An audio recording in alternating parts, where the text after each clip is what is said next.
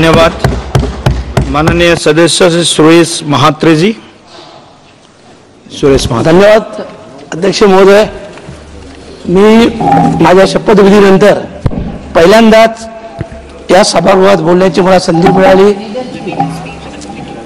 त्या अगोदर या पवित्र सभागृहात मी ज्यांच्या आशीर्वादाने ज्यांच्या मार्गदर्शनाखाली पोहोचलो ते आमच्या पक्षाचे राष्ट्रीय अध्यक्ष आदरणीय शरदचंद्रजी पवार साहेब यांचं मनापासून आभार व्यक्त करतोय। आमच्या ताई सुप्रियाताईंचे देखील आभार व्यक्त करतोय।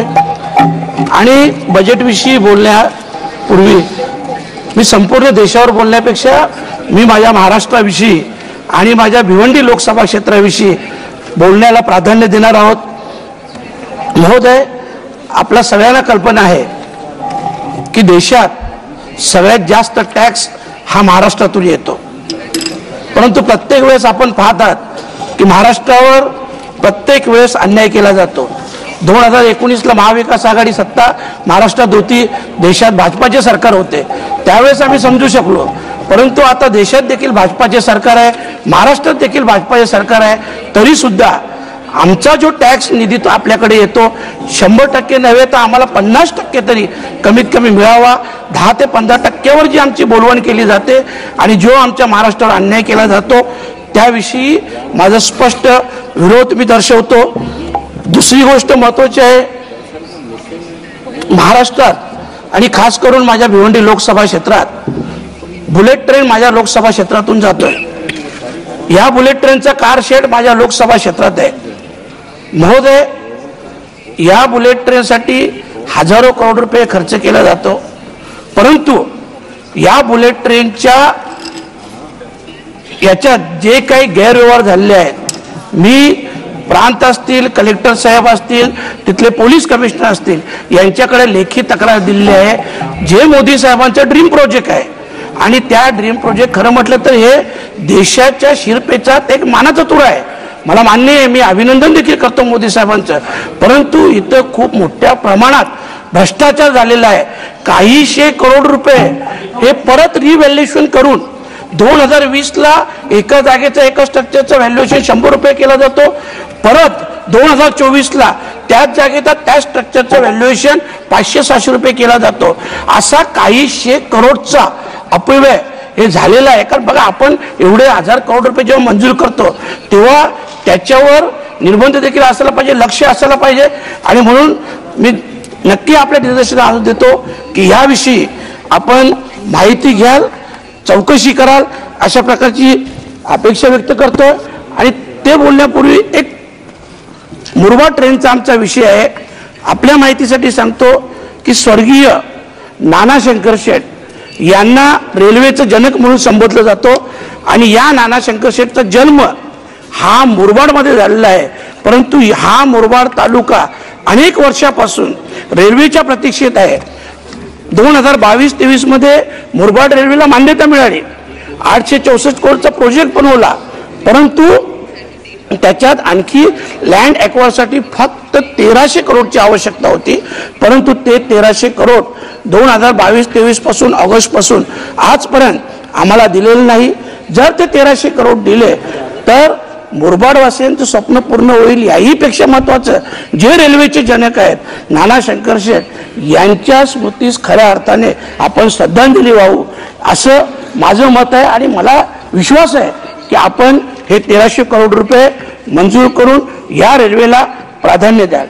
महोदय, जेव्हा बुलेट ट्रेनचं आपण पाहतो, बुलेट ट्रेन पासून तुम्ही 20 ते 25 किलोमीटरच्या अंतरावर गेल्यानंतर आमचे जे काही रेल्वे स्टेशन आहेत, वाशिंद असेल, आसनगाव असेल, आडगाव असेल, बदलापूर आहे, अशा रेल्वे स्थानकात जर तुम्ही परिस्थिती बघितली, तिथले बाथरूम बघितले, तिथले बाकडे बघितले, वरचे शेड बघितले, एक शेड 1 करोडच्या शेडचे काम बदलापूर रेल्वे स्टेशन मधून 2 वर्षापासून चालू आहे, ते पूर्ण होत नाही।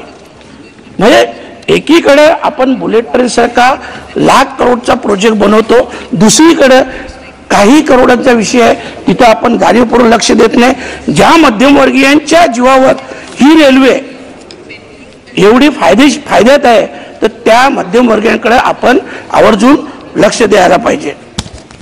तिसरा महत्वाचा मुद्दा आहे की आपण शेतकऱ्यांविषयी चांगल्या योजना आणल्यात किंवा शेतकऱ्यांच्या मालाला भाव मिळाला पाहिजे, हमी भाव मिळाला पाहिजे, उत्पन्न वाढलं पाहिजे. पण हे सगळं करताना मी आपलं लक्ष आवर्जून महाराष्ट्राकडे वेधेन की सगळ्यात जास्त महाराष्ट्रात शेतकऱ्यांच्या आत्महत्या होतात. परंतु या आत्महत्येला जी काही भौगोलिक परिस्थिती असेल, जीही परिस्थिती असेल, या परिस्थितीवर मात करून त्याच्यातून मार्ग काढणे हे शासनाचं कर्तव्य आहे. परंतु गेल्या अनेक वर्षापासून हजारो शेतकऱ्यांनी आत्महत्या केल्यानंतर देखील आज पण ही सारखीच परिस्थिती आज आमच्या महाराष्ट्राच्या शेतकऱ्यांवर आहे. तर कृपया करून या गोष्टीकडे आपण लक्ष वेधलं पाहिजे, त्याच्यात मार्ग काढला पाहिजे. कारण शेवटी जरी भौगोलिक परिस्थिती वेगळी असली तरी भौगोलिक परिस्थिती सुद्धा आपण इतर देशात गेलो का पाहतो की भौगोलिक परिस्थितीवर मात करून ते लोक खूप पुढे गेल्यात. आपण देखील जाऊ शकतो, तशा परिस्थिती आपण करावा.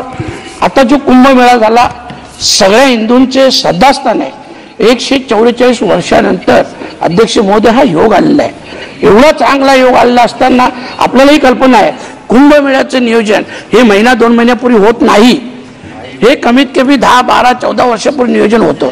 आणि असं नियोजन एवढ्या वर्षाचं असताना देखील आज तिथं जी काही चेंगराचेंगरी झाली, जे काही लोक मृत्युमुखी पडले, त्या सगळ्यांच्या स्मृतीस मी अभिवादन करतोय, श्रद्धांजली वाहतोय. परंतु या सगळ्या गोष्टी जबाबदार कोण आहे? कारण आज करोडो, आपल्याही कल्पना आहे या देशाची लोकसंख्या 130-140 करोड आहे. तर कमीत कमी त्याच्यातून 45 ते 50 करोड लोक हे तिथे दर्शन. सर मी पहिल्यांदा बोलतो, फक्त 2 मिनिटं बोलतो, 2 मिनिटं मी पहिल्यांदा बोलतो. याच्यावर लक्ष ठेवायला पाहिजे, खास करून विद्यार्थी जे देशाचे भविष्य आहे. आज आमच्याकडे शाळांची परिस्थिती पाहतो. माझं म्हणणं आहे सगळ्या शाळा सरसकट डिजिटल व्हायला पाहिजे आणि सगळ्या विद्यार्थ्यांना सरकारी हॉस्पिटलमध्ये नाही तर प्रायव्हेट हॉस्पिटलमध्ये देखील मोफत त्यांच्यावर इलाज केला गेला पाहिजे. कारण जर आरोग्य चांगलं राहिलं तर शिक्षण देखील होईल आणि या विद्यार्थ्यांचं आरोग्य शिक्षण चांगलं झालं तर भविष्य हे या देशाचं आणि आपल्या सगळ्यांचं हे चांगलं असेल.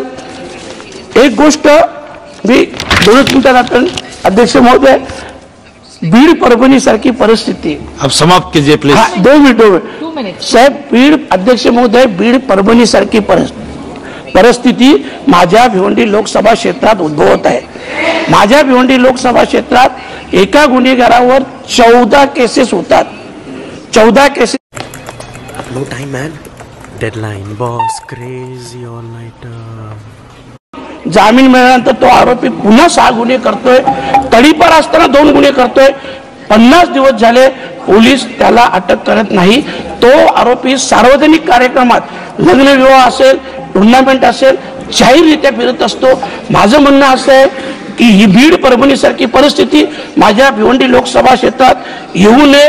आणि खास करून जे खासदार निधीचा विषय झाला त्याच्यात नक्कीच आपण वाढ करावी. कारण 6 मतदारसंघ आहेत. थँक्यू. आपण माझं ऐकलं त्याबद्दल मनापासून आपल्याला धन्यवाद देतो, आभार व्यक्त करतो. थँक्यू.